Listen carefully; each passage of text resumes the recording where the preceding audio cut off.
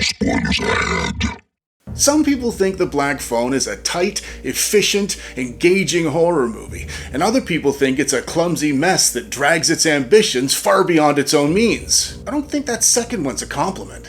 The Black Phone is Scott Derrickson's screen adaptation of Joe Hill's short story of the same name. It's produced by Blumhouse Productions, and if you're any kind of horror fan, you're probably already familiar with that name.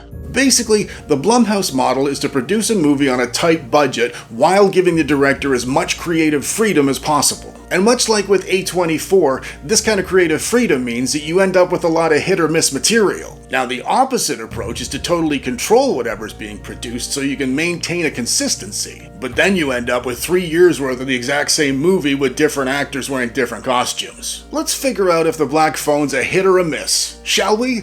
The plot. It is 1978 in a suburb of Denver, Colorado, and a child abductor's racking up numbers in the quiet neighborhood. And the media's creatively dubbed him The Grabber.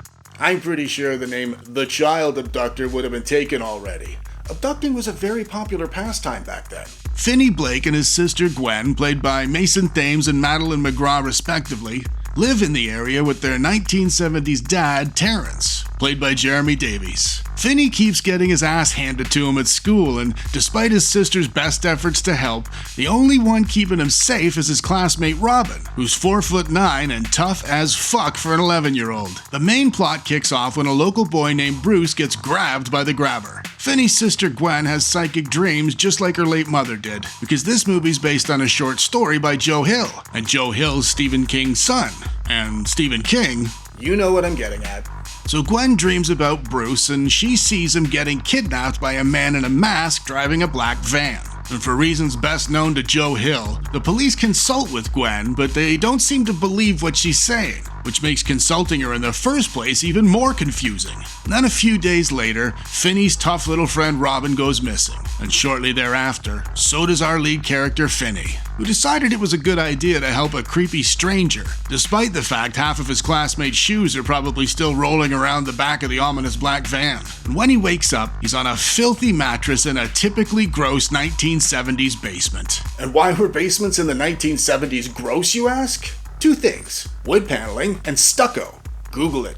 There's a black phone on the wall, but the grabber comes in and tells Finney it's disconnected and hasn't worked since he was a kid. But much to Finney's surprise, the phone eventually rings. The voice on the other end ends up being Bruce. He can't remember his name or who he was before he died, but he offers Finney some life hacks to keep him alive a little bit longer. The next day, the grabber, played by Ethan Hawke, who you probably know from 3,412 other films, with Sinister being the relevant one here, brings Finney some food and heads back upstairs, leaving the basement door conspicuously open behind him. And just as Finney's about to make his move for freedom, the black phone rings again.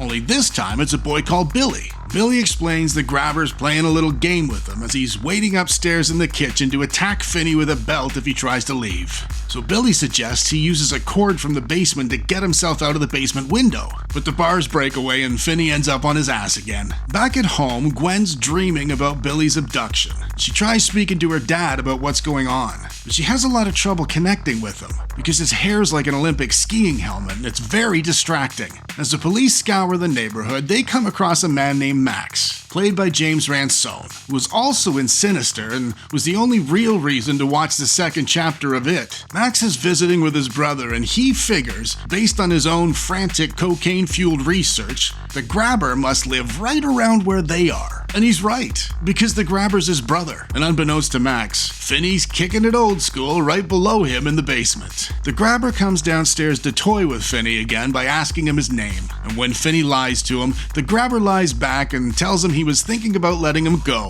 But the lie wrecked everything. The black phone rings again, only this time it's a kid called Griffin. He tells Finney the grabber's asleep upstairs. He tries giving Finney the combination to the front door lock, but he's having trouble remembering it, given that he's dead and all. So Finney gives him attitude for not being very helpful. which seems like what you would do if you were being kept hostage in a basement and a ghost was trying to help save your life over the phone. But despite being a total asshole to the ghost, he gives Finney the combination to the lock on the front door anyway. So Finney slips past the snoozing psychopath and gets the door open, but the grabber's dog wrecks everything by barking down the house. So Finney's captured again shortly after tasting sweet, sweet freedom for a few seconds. Totally bummed out after his failed attempt, the phone rings yet again, and it's starting to look like the entire 6th grade's gonna have to call before Finney gets his shit together. This time it's a kid called Vance, and he tells Finney about a storage room he can escape through if he can just break a hole in the wall and get out through a freezer on the other side. Or maybe you could just lift the entire house up over your head and climb out the side. If you wake up one day and find yourself abducted, and you end up having to rely on the ghosts of other people who didn't survive the thing that they're giving you advice on now, try not to take advice from the ghost that looks like this. Finney uses a toilet tank cover to make the hole, but the freezer door's locked when she gets through, so the phone rings again. And this time it's his tough-ass friend Robin, and Robin tells Finney it's time for him to stand up and start fighting for himself, because the ghosts are starting to run out of money to put into the payphone in the Limbo Lounge. So Robin gives him a free Karate Kid lesson through the phone from the afterlife. Yep, that happened in this movie. Joe Hill wrote that. Foul-mouthed Gwen dreams of Vance's abduction, and it gives her a great image of the grabber's house. So she goes and finds it and calls the police after. And a few minutes later, Manic Max realizes there's a fucking kid in the basement. And when he rushes downstairs to save him, his brother ends his night early with an axe to the head. The police rush to the house Gwen found for them, but there's nobody inside. So they go down to the basement and find the bodies of all the abducted boys buried in the floor. And back in the actual house, the grabber brings his dog downstairs and goes after Finney with the axe. But Finney goes all Macaulay Culkin on him and trips him into the hole he dug. And with his ankle nicely broke, Finney beats the face off of him with the phone receiver before he breaks his neck. And after tossing the dog a steak from the freezer like an absolute boss, he walks out to the front door to find the police and his sister across the street, in the grabber's second home. And there you have it, the plot to The Black Phone. Let's take a look at the cast. The cast. Finney's played by Mason Thames, and he has a pretty rough time in this movie. He's giving up homers in baseball, he's striking out with the ladies, he's getting his ass kicked at school. When his friend Robin tells him he's gonna have to start standing up for himself, he's no idea how right he is. Finney's younger sister Gwen's played by Madeline McGraw. She brings part of the supernatural element to the story, as well as most of its levity. She's foul-mouthed and spunky and doesn't mind throwing down for the right cause. And her sixth sense plays such a big role in breaking the grabber case, I'd say she's entitled to a police pension. Her desire to save her brother really drives this movie, and I'd say she might have been a better lead character. Ethan Hawke plays the serial killer, the grabber. We aren't told much about him, but he wears masks that correspond with whatever mood he's in, and he seems to be a very up and down kind of guy. He's a real thing for naughty boys, and he's lived in the same house his entire life. So it's safe to assume he probably endured something similar to what he does to his victims himself. The good bits.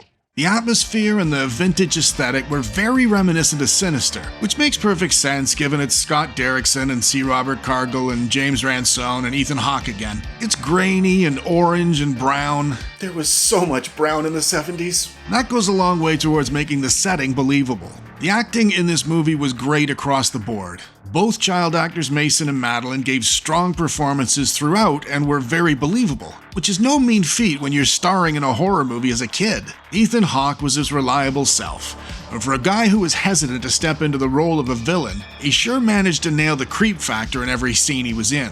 Giving too much away is a problem that plagues a lot of modern horror movies, but The Black Phone completely avoids that by skipping backstory altogether. Instead, it's kind of implied that this disturbed individual's acting out a routine he may have been subjected to himself as a child in the very same house. And whether that's the case or not, we don't really know. So, it does not suffer from giving too much away. However, it does lead nicely into The shite bits. I fully admit it's a rare complaint, but this movie holds back on the details a bit too much. I'm all for leaving elements of the story up to the viewer's imagination, but it feels like they got their priorities backwards at times here. On the one hand, they thrust the camera smack dab into the middle of excessive schoolyard violence and ultra-realistic domestic kitchen abuse. And on the other hand, you have the titular serial killer we learn nothing about, whose handiwork for the most part is all but implied throughout the movie, which leaves things feeling a little bit thin.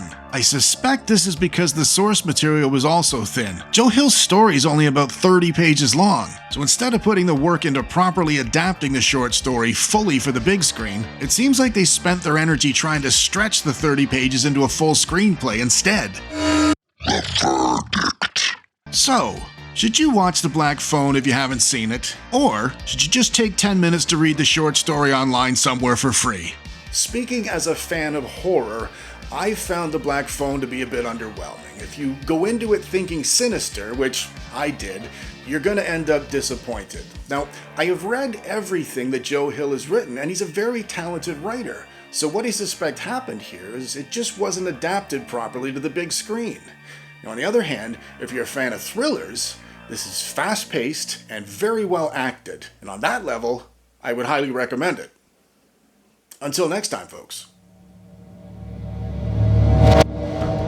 It's me, Johnny, from that thing you just watched. If you enjoyed it, go down there and smash me in the face to subscribe. And if you want to watch another thing, there's one right there.